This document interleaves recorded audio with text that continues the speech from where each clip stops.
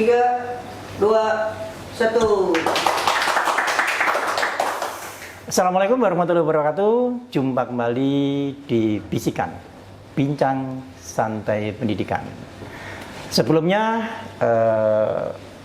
kita perkenalkan tamu-tamu yang luar biasa. Kalau ini ada tamu tetap, Bu Wilda, Direktur Islamic Global School, Bu Bidan Eka, ya? Atau Bu Bidan Sri? Eka. Lengkapnya siapa? Eka Saputri. Eka Saputri. Eka Saputri, Berarti Pak. kadang disebut dipanggil Bu Putri, ya. Boleh. Lebih enak yang paling Asal depan. jangan dipanggil ibu. Bidan Eka. Ada Dokter Hito yang luar biasa. Kita hari ini akan bincang santai tentang stunting. Ya. Kalau Indonesia katanya darurat stunting, ya. Kita akan bahas di sini apa kaitannya dengan pendidikan. Bagaimana dunia pendidikan perannya terhadap mengatasi stunting ini juga akan kita bincangkan dengan santai. Sebelumnya kita ucapkan selamat Hari Pendidikan Nasional. Oh, ini temanya istimewa. Ini kita datangkan orang-orang istimewa juga. Itu. Oke, Bu Wilda. Iya, Pak. Kemudian seperti itu. Gimana ini kondisi kita yang katanya Indonesia itu darurat stunting? Ini sebetulnya hanya kalimat untuk nakut-nakuti atau memang kondisi yang benar? Ya. Dokter itu mau bincang dulu. Ya. Jadi sebenarnya ini stunting ini sebenarnya bukan hanya bermasalah pada tinggi badan sebenarnya, ya Pak, ya. Iya. Jadi sebenarnya ada di balik itu yang lebih penting apa adalah kecerdasan. Jadi poin utamanya bagaimana kita aware terhadap kecerdasan anak kita di masa yang akan datang. Ya. Berarti kaitan justru itu yang harus menjadi. Justru poinnya adalah poinnya, di ya. kecerdasan anak kita ke depannya. Jadi kenapa kok dibuat darurat? Yaitu kita supaya semua aware, bukan hanya dokternya, tapi di situ pemerintah juga aware, termasuk orang tua, sistem pendidikan, ya. Jadi tadi kenapa kok pendek dijadikan permasalahan sebenarnya? Ya. Ngapain sih ngurusin orang anak pendek? Kan memang kita keturunan orang-orang pendek. Oh, bapak ibunya wes pendek kok. Kadang-kadang banyakan kayak gitu kan, ya, Bu, ya. Ternyata ya itu. Jadi stunting itu bukan hanya permasalahan pendek saja, ya. Jadi pendek itu ada berbagai macam jenis, ya. Jadi khusus untuk stunting itu adalah dia pendek yang disebabkan oleh karena dua hal, Pak. Karena kekurangan gizi jangka panjang dan ada penyakit kronis, ya. Penyakit yang lama, ya. Contoh apa penyakitnya? Seperti TBC, ada penyakit jantung, ya. Jadi penyakit-penyakit itu bisa disembuhkan, ya. Jadi bisa disembuhkan, dan kalau dia disembuhkan tentu tinggi pertumbuhan anak akan jadi optimal. Begitu juga gizi. Kalau gizinya kita perbaiki, ya, tentunya dia pertumbuhannya anak jadi optimal. Ya, jadi stunting itu adalah pendek yang bisa dicegah. Ya, kita sebenarnya nggak untuk tinggi badan kita nggak ngurusin pendek yang disebabkan oleh karena orang tuanya yang pendek. Ya, atau namanya familial short stature. Memang basicnya orang tuanya dia punya genetik pendek. Tapi yang kita urusin adalah memang yang pendek yang bisa kita cegah. Ya, tapi bukan hanya tadi. Sebenarnya bukan hanya pendeknya, tapi terkait dengan kecerdasan ke depannya. Karena ada beberapa penelitian yang mengaitkan antara gizi dengan IQ. Ya, walaupun kecerdasan bukan hanya di IQ saja, ya, Bu, ya. Tapi ya itu akan berpengaruh. Jadi dengan gizi kurang itu bisa menurunkan bisa 5 poin untuk IQ-nya. Jadi itu. Jadi sebenarnya stunting itu adalah pendek yang bisa kita cegah, Pak, sebenarnya. Tapi yang sakit kronis tadi bisa menyebabkan stunting juga. Betul. Ya. Nggak mesti karena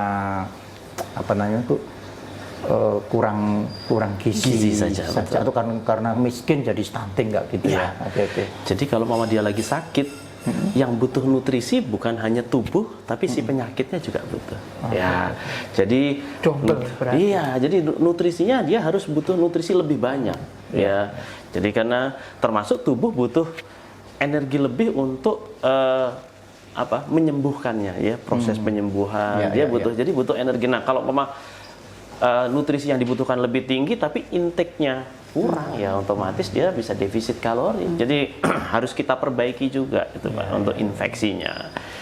Kemudian ada kelainan jantungnya kita harus atasi itu ya Pak ya. Oke. Luar biasa penjelasan singkat. Tapi kita akan koneksikan dulu ya. Ada Bu Wilda yang bukan dokter Bu ya? Saya temannya dokter itu. Karena kita kalau wawancara sama orang tua, karena pertanyaan wawancara kan itu merangkak apa enggak, ya kan, berat badannya berapa, orang tua itu spontan. Begini dok, jadi manggil kita itu dok. Mungkin aneh aja ya mau sekolah kok ditanyanya tentang kesehatan gitu ya, bukan bisa baca belum, ya kan gitu ya. Nah ternyata Bu Wilda sebagai Direktur Islamic Global School itu sangat peduli dengan kesehatan anak. Salah satunya kegiatan yang dilakukan pada bulan kemarin Bu ya? Ramadan ya? Bulan Ramadan. Ramadan itu bakti sosial, ibu hamil, menyusui, dan anak stunting. Bisa kita tonton dulu sebentar. Nah, ini berapa detik aja kayaknya.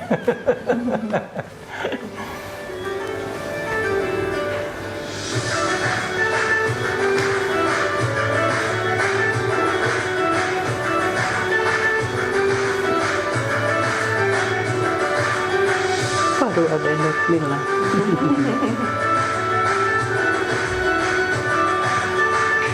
Tadi kayak Bu Bidan Eka ya. Iya, memeriksa. Oke, pemberian sembako ya.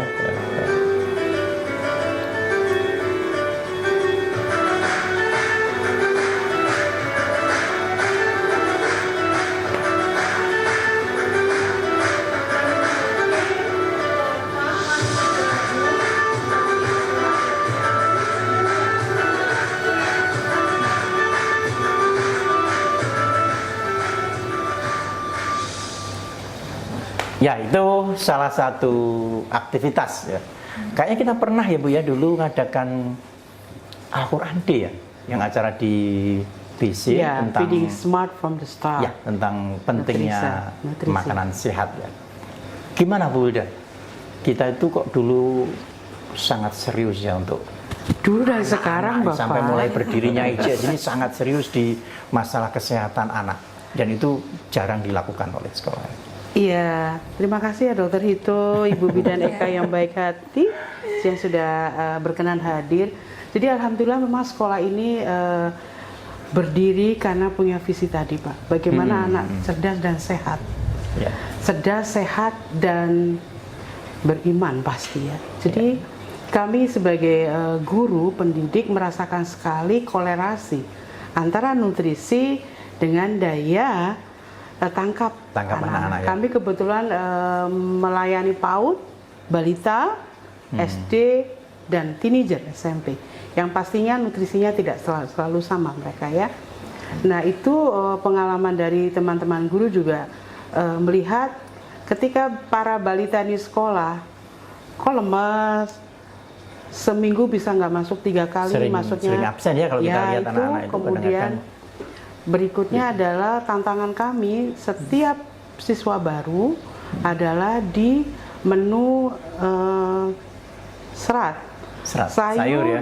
dan sayur tertinggi dan buah. Saya tuh kalau kita interview nih tahun 2024 itu untuk tahun 2024 pembelajaran hampir 90%. Jadi nggak suka sayur. Yang tidak suka sayur. Wow. Kan kami interview ya. Jadi Dok, itu problem yang harus kami selesaikan. Jadi ada acara untuk anak kelas 1 supaya 1 bulan itu berdekatan dengan sayur dan buah di setiap pembelajarannya gitu.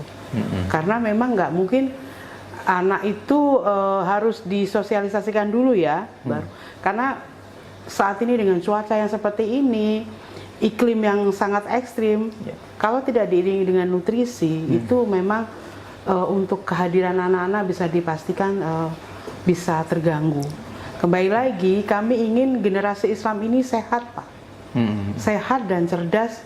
Dan seperti kata dokter itu, stunting bukan hanya salah pendek loh. Yang terpenting yang di dalam kepala anak ini. Makanya kalau di IGP kita setiap bulan itu guru kelas sudah bisa mengukur, menimbang berat, tinggi dan indikator kepala yang akan di-store ke kelurahan gitu ya, Jadi Pak. gurunya sendiri yang ngecek ya sekarang. Ya? Tapi nanti ada general check-up biasanya, Ya, tapi karena kemarin pandemi kita stop dulu. Okay. Jadi tumbuh kembang seorang anak dari dia masuk playgroup sampai 1 semester ada nggak gitu loh dok.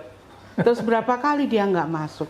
Karena berikutnya lagi ada satu lagi dokter itu penemuan yang terbaru yang saya juga baru tahu bahwa anak gangguan makannya nggak bisa kan Pak, ada yang nggak bisa kena nasi yang agak lembek, nggak bisa yang ini gitu ya. Ada anak yang cuma bisa nasi dan kulit ayam saja. Kulit ayam. Itu kita selesaikan dan ternyata memang ada gangguan di sensori motorik. Akhirnya perlu diterapi. Ketika diterapi beberapa bulan, akhirnya sudah bisa masuk ke makanan-makanan. Ya. Ada juga yang nggak bisa sama sekali dok. Buah seperti semangka aja dia udah lepeh gitu.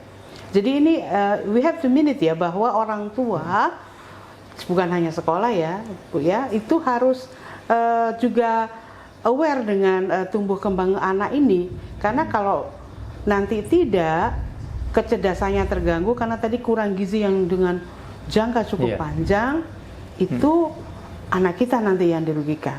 Bahkan nanti yang kita alami anak-anak kecil saat ini dok, gagal ginjal gitu karena tadi minuman yang memang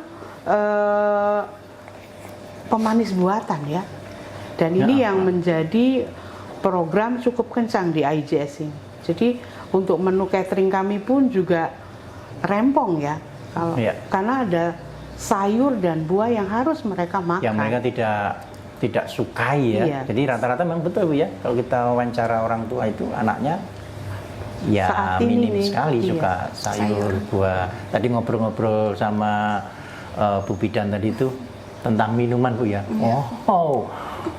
Kayak Bu sering ngelihat ya. Menurut Ibu gimana ini? Kasus makanan sehat untuk anak-anak kita ini kok banyak sih ya. Dokter itu mungkin juga karena dokter anak ya tahu kenapa sih sebetulnya gitu ya. Kok anak sekarang itu pada nggak suka makanan yang justru yang sehat-sehat gitu. Kalau menurut Bu Bidan kayak apa ini? Ya, sebelumnya terima kasih kesempatannya Bu Hilda sama Pak. Jadi dari kemarin yang program Amalia ya Bu, didatangkan anak-anak juga dan ibu hamil ke sini.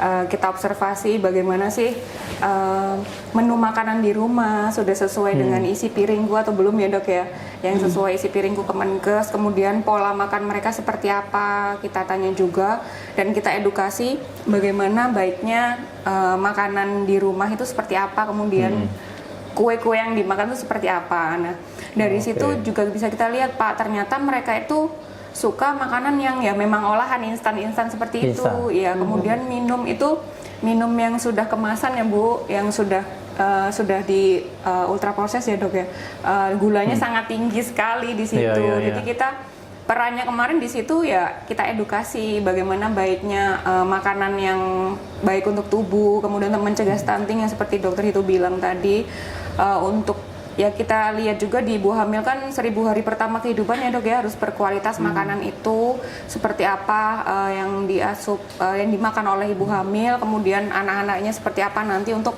mencetak generasi yang baik di masa depan, seperti itu. Iya.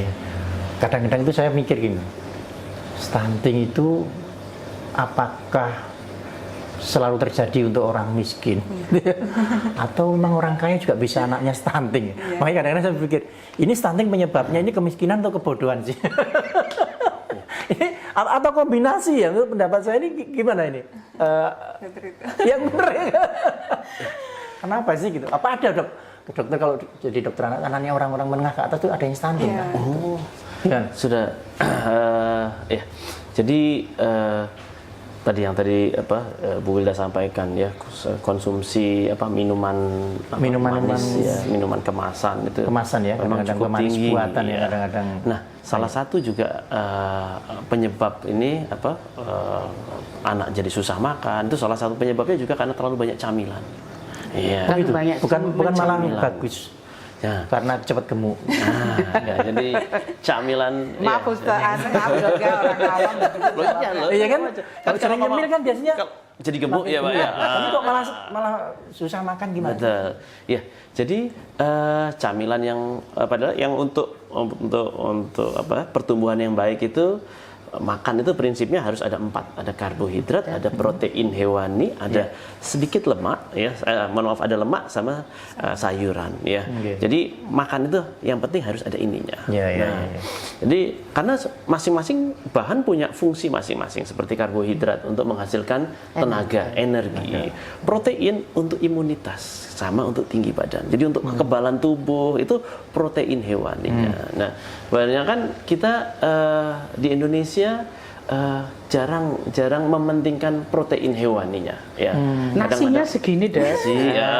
Ikan asin satu. Ikan asin, pakai kerupuk, ya, pakai. Kayaknya kalau pas kecap. Idul Kurban doang ya. Termasuk camilan-camilan yang tersedia kita. Saya mempelajari camilan kita di zaman nenek-nenek saya. Itu kebanyakan porsinya adalah karbo sama manis, sama gula merah biasanya. Banyak kan kayak cenil gitu ya Dok ya. Jadi banyakan itu. Jadi tidak dipungkiri mungkin efek ibu-ibu kita yang sekarang jadi atau kita sendiri tidak tinggi dibanding negara-negara lain, ya salah satunya adalah karena asupan protein kita yang kurang. Di Indonesia itu yang paling tinggi, anak-anak yang paling tinggi itu di Bali. Di Bali. Ya, provinsi Bali. Nah, Bali itu paling tinggi apanya, Dok? Tinggi badannya. Yang anak-anaknya tumbuh tingginya bagus tuh di Bali. Nah, saya perhatikan, saya beberapa punya pengalaman teman-teman saya tanyain. Ternyata memang dia setiap hari wajib ada ikan di situ. Jadi wajib ada ikan. Jadi memang asupan proteinnya memang sudah jadi perhatian buat dari orang tuanya. Dibanding saya yang waktu zaman kecil ya yang atau budaya itu, Dok ya? Iya. Makan ikan tuh kan ya anak saya sendiri sih kalau ikan tuh nggak terlalu tertarik gitu. Itu apa karena budaya masyarakat Bali itu mungkin ya memang banyak ikan. Kalau di Balikpapan kan kayaknya juga beda ya. Anak-anak Balikpapan kan lebih tinggi Bu ya kalau kita perhatikan. Sebenarnya karena ikan mungkin banyak ya, Pak. Banyak ikan kan di sini. Tapi kalau di Jawa Dok, itu kan fardu ainnya tahu tempe. Iya. Jadi dan ikan agak sulit itu makanya mungkin enggak tinggi. Betul. Budaya itu mempengaruhi tadi ya. Betul. Jadi budaya, kebiasaan masyarakatnya itu sangat berpengaruh terhadap pola makannya. Makan anak-anak. Terus yang terakhir ada lemak ya, kandungan lemaknya sama sayurannya ya. Jadi 4 ini. Dan yang disebut makan sebenarnya tidak harus nasi. Ya. Iya kan, Dok? Jadi kebetulan kita di Indonesia. Iya. Kalau belum makan nasi kita belum makan. Jadi sebenarnya ada alternatif cara lain yang alternatif karbohidrat yang lain yang bisa kita tawarkan ke anak. Seperti roti, bisa singkong ya. Berarti bener aja kalau anak itu kadang berangkat sekolah kok nggak sarapan? Udah makan roti ya, itu boleh aja ya? Tapi rotinya kita perhatikan. Nah, jadi roti harus ada proteinnya. Jadi kalau roti pakai selai, roti pakai coklat, itu camilan. Nah, tapi kalau roti pakai telur ceplok, ya, pakai telur dadar, dikasih keju, ya, potongan selada atau potongan tomat, itu udah makan. Saya punya bahan jawabannya sekarang. Gimana? Katanya di sekolah kalau udah makan roti juga sudah ya. Iya, ternyata harus ada proteinnya. Ya, jadi kebanyakan yang disediakan ya anak-anak lebih suka sama roti coklat, gitu. Roti yang manis-manis itu. Nah, itu dia bukan sebagai makan dan dia sudah kenyang dengan itu, otomatis dia tidak akan mau makan yang lain. Tadi reverse dari Dokter Hito, saya juga meriset untuk keluarga saya sendiri ya Dok. Saya dari keluarga yang sangat pendek-pendek semua. Jadi sayanya pendek ya. Kemudian saya coba untuk adik-adik saya yang nomor 6, 7, 8 itu lebih tinggi dari saya. Saya coba lagi ke anak saya karena memang protein itu nggak ada kan. Jadi anak saya yang kelas 6 mau ke SMP ini, saya sudah setelinganya dia. Jadi untuk keturunan dan sebagainya kalau diimbangi dengan nutrisi yang betul ya tadi komposisinya Ternyata bisa betul, bisa ternyata lebih anak saya tinggi. lebih tinggi dari saya karena itu memang minim sekali protein. Jadi Iya, proteinnya itu di nomor sekian kan gitu ya. Kemarin saya ke Finlandia ya itu dok, susu wajib, telur gitu ya. Jadi menu makan siangnya so simple. Terus ada irisan timun gitu aja. Tapi kalau di kita nasi goreng enak sekali, lezat. Iya, iya, Pagi-pagi nasi goreng, Mantap itu ya. gitu mantap. Gitu. Tanpa Tapi dikasih sayur macam-macam itu. Tanpa proteinnya. Tanpa Iya, Nasi iya. goreng sebenarnya nggak ada masalah sebenarnya, Bu. Tapi Cuma harus ada proteinnya. kalau proteinnya 2 telur mata sapi ya oke. Nah, itu yang kadang sering terlewat kita. Iya. Ya, Jadi- Bu Bidan untuk mengatasi stunting itu sebetulnya harus mulainya kapan sih? Apa anak setelah lahir? Atau anak-anak stunting itu yang sudah baru ketahuan itu bisa di upgrade ya, bisa di apa istilahnya, disembuhkan atau apa kalau stunting itu istilahnya? Dikejar. Dikejar lagi. Dikejar. Taunya udah baru nyadar nih. Jangan-jangan anakku stunting. Oh, telat loh. Atau masih bisa. Itu mulai deteksinya mulai masih hamil atau kayak apa sih? Dok? Iya, kalau dari lini nakes yang bidan ya dok ya, Iya. kami kan turun langsung lapangan di posyandu Iya. biasanya ya. Betul. Kita lihat dulu dari ibu hamil itu, jadi siklus hidupnya ya Pak ya, mulai remaja mulai remaja dulu. Mulai remaja? Iya. Sebelum siapkan- menikah maksudnya? Iya sebelum menikah, remaja putri putra kita siapkan edukasi untuk mereka menyiapkan gizi seimbang tadi, balik lagi ya untuk makanannya itu sudah memenuhi gizi seimbang atau belum untuk isi piringku tadi. Kemudian kita edukasi untuk mencegah anemia ya dok ya, karena nanti itu Pak, kalau remaja ini anemia terus kedepannya nanti akan hamil kemudian punya anak Iya. kan beresiko untuk terjadinya stunting juga lebih besar. Kemudian kita siapkan juga edukasi di remaja itu untuk tablet penambah darah tadi untuk mencegah anemia, kemudian makanannya. Kemudian kita beralih ke remaja, setelah itu akan menjadi calon pengantin. Nah, di calon pengantin itu pun setelah menikah dia akan mempersiapkan kehamilannya. Nah, pra hamil itu juga gizinya kita kuatkan lagi di situ, porsi makannya tadi seperti dokter itu bilang untuk protein, karbo dan sayurnya harus seimbang dan buahnya. Kemudian nanti setelah dia hamil juga kembali lagi kita kuatkan lagi di situ. Jadi Oke. kalau bicara tentang stunting itu siklus hidup ya dok ya panjang, tidak hanya di ibu hamil aja atau Iya, iya, anaknya yang sudah stunting itu kita tanganin. Jadi kita di Indonesia adalah mencegah mulai dari awal ya, dari remaja tadi sampai kemudian menikah, punya anak, kemudian anak ini menjadi dewasa, kemudian anak ini remaja lagi, jadi berputar di situ seperti itu. Pak. Oke. Jadi pikir saya setelah anak itu lahir ya baru kedeteksi stuntingnya. Dengan Iya. persiapannya malah Tapi sebelum Pak Sugi, menikah. kalau anak itu misalnya bersekolahnya di sebuah sekolah yang memang kan pasti ada snack, ada lunch Iya. ya, itu bagus. Dia nggak nunggu pranikah dan remaja loh. Sejak balita ini sudah dibetulin nutrisinya kan, Iya. sehingga nanti kalau penyuluh yang di area ini udah nggak terlalu berat. Iya. Gitu. Tapi kalau karena anak-anak kan sekarang pengennya badannya itu krempeng, langsing gitu. Males makan. Jadi dia maunya cuma makan bakso lah ya, yang bakso, makan mie yang seger. Iya. Tapi kalau untuk glowing udahlah pakai skincare lah gitu. Iya. Sehingga alat reproduksi nggak siap gitu loh Pak. Baik, jadi intinya untuk masalah stunting tidak semudah itu ya dok ya. Ya. Jadi perlu keterlibatan semua pihak. Jadi saya tadi pikiran saya itu penyebabnya kemiskinan atau kebodohan, ternyata memang ya bisa dua-duanya ya, karena tidak paham. Betul sekali. Penyebab itu stunting aja definisinya kadang banyak yang nggak paham. Kayaknya di Instagram kita sudah ada juga yang nanya-nanya ya. Gimana Bu Yani? Siap, Bapak Ibu. Tadi pertanyaannya sebenarnya udah cukup Ada yang terjawab nanya. juga. Salah satunya apakah gizi atau kondisi kesehatan ibu saat hamil akan bisa menyebabkan anak stunting. Tadi kayaknya sudah terjawab ya Bu. oke. alhamdulillah. Kemudian Ya. yang berikutnya, apakah stunting dan segala akibatnya bisa disembuhkan? Istilahnya tadi ya. Nah, tadi. Dikit Kalau disembuhkan, istilah yang tepat apa itu? sakit flu Bisa. disembuhkan. Disembuhkan. Pada Oh, bisa, masih bisa dok ya? Prinsipnya pada prinsipnya bisa, cuma ya tadi tumbuh hasil akhirnya yang akan Enggak. berbeda nantinya. Oh, Jadi kalau mau oke, kita oke. ketemu langsung kita intervensi supaya Iya.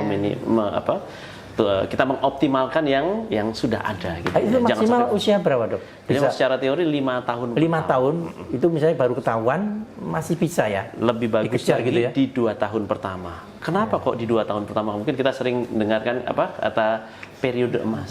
Ya, karena periode emas itu di 2 tahun pertama otak sudah berkembang 85%. Jadi 2 tahun sampai 6 tahun itu otak berkembang sekitar 10%. Ya, jadi 95% itu di 6 tahun. Jadi 2 tahun dengan 4 tahun itu perbedaannya jauh sekali. Jadi signifikan sekali di 2 tahun pertama. Makanya kalau saya sering menggambarkan, kalau terutama untuk keluarga-keluarga muda itu, kalau bapaknya sementara memang agak susah, ya bapaknya makan ikan asin dulu ya. Anaknya yang makan telur ya. Begitu ya? Jadi Oh, bapaknya gitu. udah kelewat lah. Iya. Cuma kan Jangan kadang-kadang- meninggalkan keturunan yang stunting. Nah, kembali lagi sebenarnya dengan tadi yang Bu Eka ya. Iya. Jadi memang benar. Jadi pencegahan stunting itu sejak dari dalam pada saat sebelum nikah. Ya. Jadi menyiapkan istilahnya kalau bertani itu menyiapkan lahannya itu harus Nah, subur gitu kak. saya sering menggambarkan seperti itu. Kayak kita mau berusaha, pengen usaha buah mangga, Pak. Ya, jadi tentunya kan kita pilih yang pertama bibitnya dulu. Ya, jadi kan kita pilih bibitnya. Oh, mangga kita mau jualan apa nih? Pasti bibitnya paling yang bagus. Nggak mungkin asal-asalan itu, ya. Kemudian setelah kita ketemu bibitnya, ya, kita akan siapkan dia tanahnya. Medianya yang harus bagus, ya. Kalau medianya tandus ya, Tandus, ya, biar cuma bibitnya lempung. seberapapun bagus tetap nggak maksimal. Besar dia.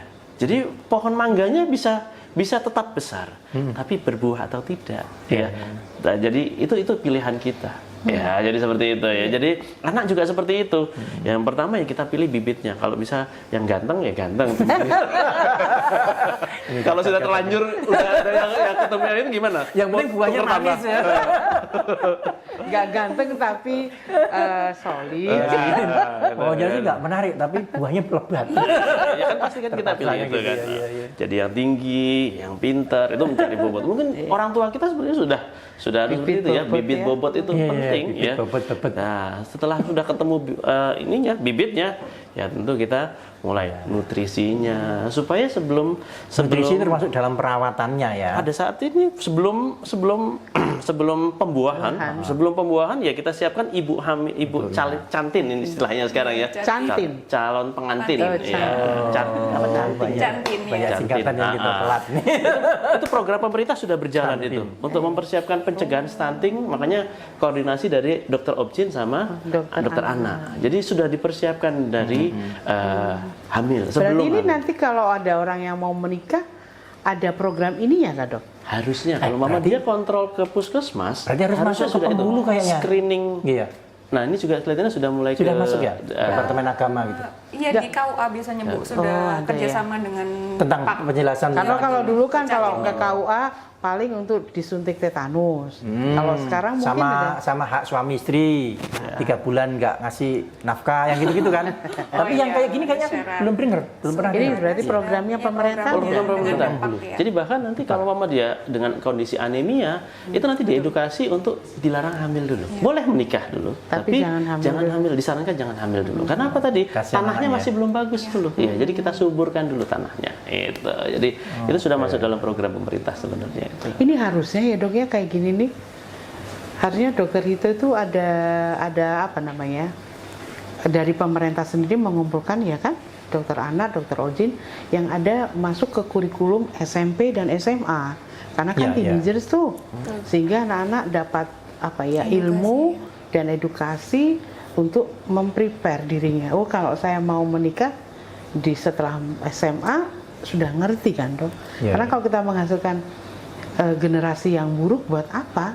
Gitu beban beban negara semakin berat. Betul sekali. Jadi sebenarnya pemerintah itu sudah punya misi juga seperti itu, dan saya salah satu tim stunting Balikpapan. Weh, salam kenal tim stunting. Jadi ya itu. Jadi kami juga bekerja sama dengan psikolog ya untuk memberikan penjelasan kesehatan reproduksi ke sekolah-sekolah. Jadi ke SMA itu program itu sudah berjalan, Bu. SMP belum, Dok, Cuma mungkin belum semua sekolah mungkin yang itu kan. Kalau Ini kami SMA. request untuk Kalau SMP belum. SMP belum ya, Dok. Jadi Ya? belum. Jadi nanti itu biasanya bekerja sama dengan puskesmas setempat itu. Jadi kita memberikan sudah mulai sejak dini memperkenalkan kesehatan reproduksi. Ya. Karena kami sendiri kemarin community care tahun ini kami bergerak lebih signifikan lagi karena ada permintaan bahwa di Kelurahan Gunung Samarinda baru itu wilayah kami, Kelurahan Gunung Samarinda itu penderita stunting banyak katanya. Alhamdulillah kemarin Allah izinkan untuk bisa melakukan hal itu bersama Ibu Eka gitu ya. Jadi ada satu anak yang ibunya cuma bisa kasih nasi kerupuk aja. Ya saya bilang, ya ini Bu hasil nih. Dan mereka berharap para ibu dari anak-anak stunting itu bisa nggak Ibu ini. Berarti tadi kelompok hanya stunting remaja, karena gitu. kurang gizi. dan orang tuanya nggak mampu. Iya, kalau yang di Walaupun menyiapkan makanan yang minimalis tadi ya, ada mengandung ini tadi. Tapi kalau di kami di orang tua IGS juga ada yang berkaitan dengan stunting, tapi bukan karena dari ekonomi, tapi dari segi kesadaran, pemahaman terkait nutrisi gitu. Jadi kalau nanti community care ini bisa nyenggol dokter itu bisa ya, insya Allah ya. Insya Allah. Untuk ngasih Insya Allah siap. keluhan gitu. Iya, Karena iya. kasihan Dok, saya ngelihatnya ada Bu Eka saksinya. Aduh, kasihan maksud tuh. Ya bisa kita bayangkan masa depan anak ini gitu ya. Dan mereka berharap nggak hanya Ramadan, bisa nggak to be continue gitu. Saya bilang sama penanggung jawab Ibu Yulinya, asal sungguh-sungguh ikutin yang disarankan oleh dokter atau oleh bidan dan dilakukan di rumah, kami akan bantu.